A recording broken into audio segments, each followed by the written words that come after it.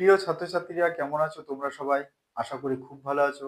আমি দীপঙ্কর তোমাদের সকলকে স্বাগত জানাই বেস্ট প্রিপারেশন অফ স্টুডেন্ট পরিবারে। কথা মতো আবারও একটা নতুন ভিডিও নিয়ে উপস্থিত হলাম তোমাদের সামনে। আমাদের আজকের বিষয়বস্তু কি সেটা থাম্বনেল দেখে তোমরা নিশ্চয়ই বুঝতে পেরেছো। তবুও আর একবার আমি তোমাদেরকে বলছি, এই যে এককে কেন মৌলিকও বলা হয় না, যৌগিকও বলা হয় না, সেটা কিন্তু 90% ছাত্রছাত্রীরা আমরা কিন্তু জানি না। আর আমার কথা যদি বিশ্বাস না হয়, তাহলে তোমরা আশপাশের বন্ধুদের কাছে জিজ্ঞাসা করে দেখবে। তোমাদের সঙ্গে যারা পড়াশোনা করে তাদের কাছে, আশপাশের বন্ধু যারা আছে তাদের কাছে জিজ্ঞাসা করে দেখবে, তারা কিন্তু বলতে পারবে না যে এককে কেন মৌলিকও বলা হয় না, যৌগিকও বলা হয় না। আমরা প্রত্যেকে জানি এক মৌলিকও নয়, যৌগিকও নয়, কিন্তু কেন নয় এই প্রশ্নের উত্তর আমাদের কাছে কিন্তু নেই। কেন নয় সেটা আমি এই ভিডিওর মাধ্যমে আজকে তোমাদেরকে শিখিয়ে দেবো। তোমাদের কাছে সম্পূর্ণ পরিষ্কার হয়ে যাবে, সম্পূর্ণ ক্লিয়ার হয়ে যাবে এককে কেন মৌলিকও বলা হয় না, যৌগিকও বলা হয় না। এর জন্য তোমরা ভিডিওটা সম্পূর্ণ দেখো। কেটে কেটে দেখলে তোমরা কিন্তু কিচ্ছু বুঝতে পারবে না। সম্পূর্ণ শুরু থেকে শেষ পর্যন্ত মনোযোগ সহকারে দেখে নাও, তাহলে তোমরা কিন্তু জিনিসটা বুঝতে পারবে, বিষয়টা তোমাদের কাছে পরিষ্কার হয়ে যাবে। যদি কেটে কেটে দেখো তাহলে কিন্তু এই ভিডিওতে আসাই তোমাদের ফালতু হয়ে যাবে। তোমরা কিছু বুঝতে পারবে না, শুধু শুধু বেকার বেকার টাইমটা তোমাদের নষ্ট হবে। তাই বলছি, যদি এই ধারণাটা তোমরা পরিষ্কার করতে চাও তাহলে শুরু থেকে শেষ পর্যন্ত ভিডিওটা মনোযোগ সহকারে দেখো। তাহলে শুরু করা যাক। তার আগে তোমরা যারা নতুন আছো অবশ্যই চ্যানেলটিকে সাবস্ক্রাইব করে দাও, বন্ধুদের মাঝে শেয়ার করো, লাইক করো, কমেন্ট করো। লাইক করলে অনেক মোটিভেট হই, এই ধরনের ভিডিও বানানোর আরো অনেক বেশি আগ্রহ পাই। অনেকের একটা ভুল ধারণা আছে সাবস্ক্রাইব করলে হয়তো টাকা কাটে। এই ধারণাটা কিন্তু সম্পূর্ণ মিথ্যা, সম্পূর্ণ একটা ভুল ধারণা। সাবস্ক্রাইব করলে কিন্তু কোনো টাকা কাটে না, বরঞ্চ সাবস্ক্রাইব করা থাকলে তোমাদেরই কিন্তু সুবিধা। কি সুবিধা? সাবস্ক্রাইব করা থাকলে কি হবে, যখনই এই চ্যানেলে ভিডিও আপলোড করব আমি, সঙ্গে সঙ্গে নোটিফিকেশনের মাধ্যমে কয়েক সেকেন্ডের মধ্যে তোমার কাছে ভিডিওটা পৌঁছে যাবে, সবার আগে তুমি ভিডিওটা পেয়ে যাবে, সবার আগে তুমি ভিডিওটা দেখে নিতে পারবে। এটাই হলো সাবস্ক্রাইব করার সুবিধা। তো বন্ধুরা, আর দেরি নাই, তোমাদের ভিডিওর নিচে ডান সাইডের কোনায় যে কালো রঙের সাবস্ক্রাইব লেখা বাটনটা দেখতে পাচ্ছ, সেখানে প্রেস করো। তারপরে তোমার সামনে একটা বেল আইকন অর্থাৎ ঘন্টা চিহ্ন ভেসে উঠবে, সেখানে একবার প্রেস করে নিচে অল অপশনে ক্লিক করে রাখো। তাহলে যখনই আমি ভিডিও আপলোড করব সবার প্রথমে তোমার কাছে ভিডিওটা পৌঁছে যাবে। তাহলে দেখে নাও, মনোযোগ সহকারে দেখতে থাকো। এককে কেন মৌলিকও বলা হয় না, যৌগিকও বলা হয় না। আগে তোমরা একটু শুনে নাও যে মৌলিক সংখ্যা কাকে বলে, যৌগিক সংখ্যা কাকে বলে। তোমরা অবশ্য হয়তো জানো এটা ব্যাপারটা, তবু আমি তোমাদেরকে বলছি। যে সমস্ত সংখ্যার উৎপাদক এক এবং সেই সংখ্যা ছাড়া অন্য কোনো সংখ্যা হয় না তাকে বলে মৌলিক সংখ্যা। অর্থাৎ যে সমস্ত সংখ্যাকে এক আর সেই সংখ্যা ছাড়া অন্য কোনো সংখ্যা দিয়ে ভাগ করা যায় না তাকে কিন্তু বলে মৌলিক সংখ্যা। আবার আমি বোর্ডে লিখিয়ে তোমাদেরকে বুঝিয়ে দেবো, এখন একটু শুনে নাও। আর যৌগিক সংখ্যা কাকে বলে? যে সমস্ত সংখ্যার উৎপাদক এক এবং সেই সংখ্যা ছাড়া আরো অন্য সংখ্যা হয় তাদেরকে বলে যৌগিক সংখ্যা। অর্থাৎ যে সমস্ত সংখ্যাকে এক এবং সেই সংখ্যা দিয়ে তো ভাগ করা যায়, আরো অন্য সংখ্যা দিয়ে ভাগ করা যায়, তাকে বলে যৌগিক সংখ্যা। এবার আমি লিখে আবার তোমাদেরকে বলছি, তোমরা দেখতে থাকো।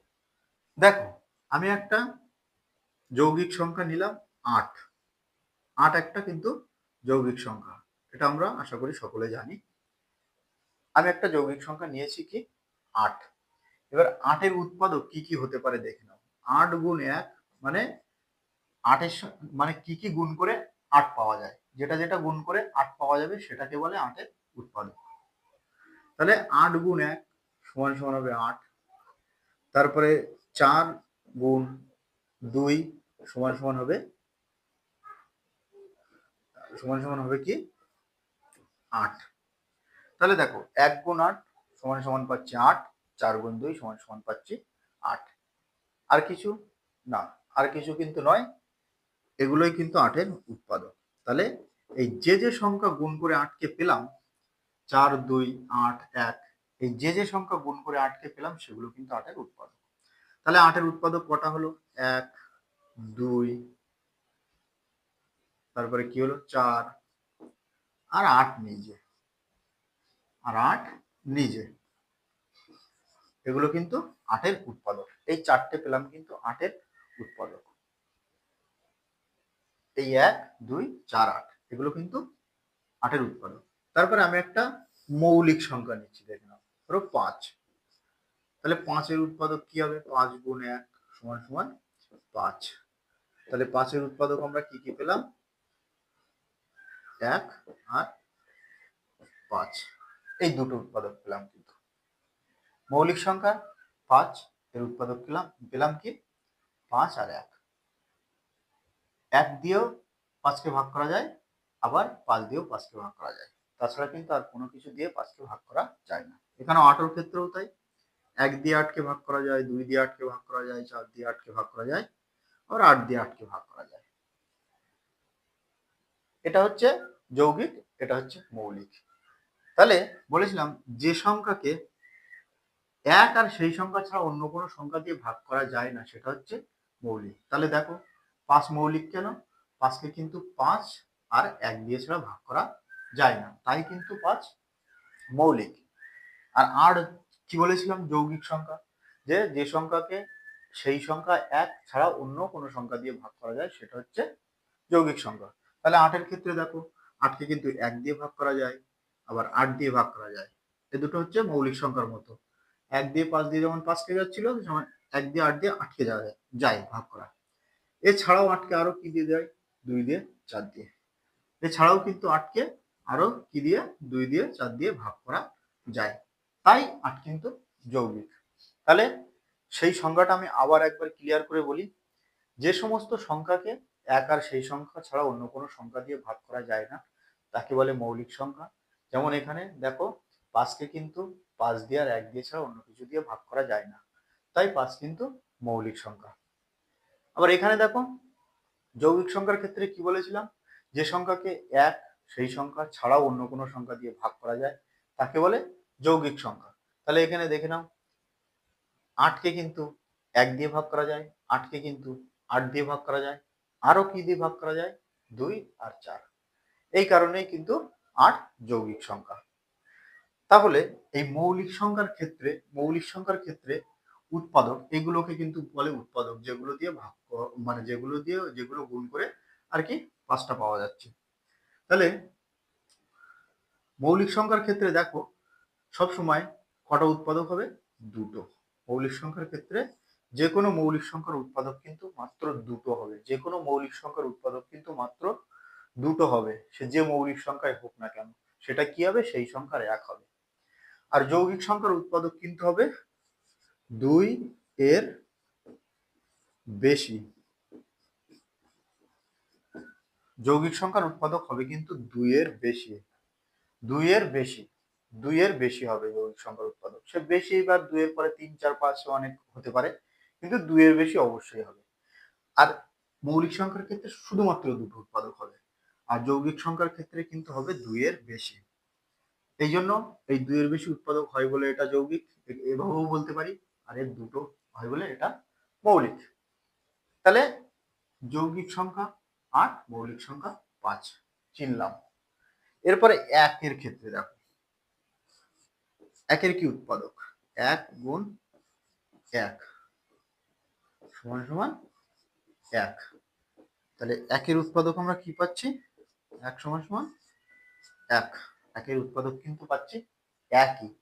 তাহলে দেখো মৌলিক সংখ্যা হতে গেলে ম্যাক্সিমাম কটা উৎপাদক হবে? দুটো। 1 এর উৎপাদক কটা পাচ্ছি? একটা। তাহলে কি দুটো উৎপাদক হচ্ছে? মৌলিক সংখ্যার ক্যাটাগরির মধ্যে তাহলে ধরতে পারবো? পারবো না, কেননা মৌলিক সংখ্যা হতে গেলে ম্যাক্সিমাম দুটো উৎপাদক হয়। এর কিন্তু দুটো উৎপাদক হয়নি, তাই কিন্তু 1 মৌলিক নয়। যৌগিক নয় কেন? যৌগিক সংখ্যা হতে গেলে 2 এর বেশি উৎপাদক হয়। তাই এখানে দেখো 1 এর একটাই মাত্র উৎপাদক। এ কি তাহলে যৌগিক সংখ্যার মধ্যে ধরতে পারবো? যৌগিক সংখ্যা হলে তো 2 এর বেশি উৎপাদক হবে, তা কিন্তু নাই। তাহলে এই মৌলিক সংখ্যার ক্যাটাগরির মধ্যেও কিন্তু 1 পড়ছে না, আবার যৌগিক সংখ্যার ক্যাটাগরির মধ্যেও কিন্তু 1 পড়ছে না। এই কারণেই কিন্তু 1 মৌলিকও নয়, যৌগিকও নয়। আশা করি তোমরা বুঝতে পেরেছো, তোমাদেরকে বোঝাতে পেরেছি। এই ভিডিওটা দেখার পর থেকে আশা করছি তোমাদের মধ্যে আর মানে এই প্রশ্ন থাকবে না, কিংবা এই প্রশ্নের উত্তর তোমরা পেয়ে গেলে যে এক কেন যৌগিকও নাই মৌলিকও নাই। তো এই ধরনের খুঁটিনাটি গুরুত্বপূর্ণ বিষয় জানতে চ্যানেলটিকে সাবস্ক্রাইব করে রাখো, বন্ধুদের মাঝে শেয়ার করো, আর অবশ্যই কিন্তু ভালো লাগলে লাইক করো। ভিডিওটা কেমন লেগেছে অবশ্যই কমেন্ট করে জানিও। আজ এই পর্যন্ত, দেখা হবে আবার পরের কোনো নতুন ভিডিওতে। ততক্ষণ পর্যন্ত ভালো থেকো, সুস্থ থেকো, নিজের পরিবার পরিজনকে সুস্থ রেখো।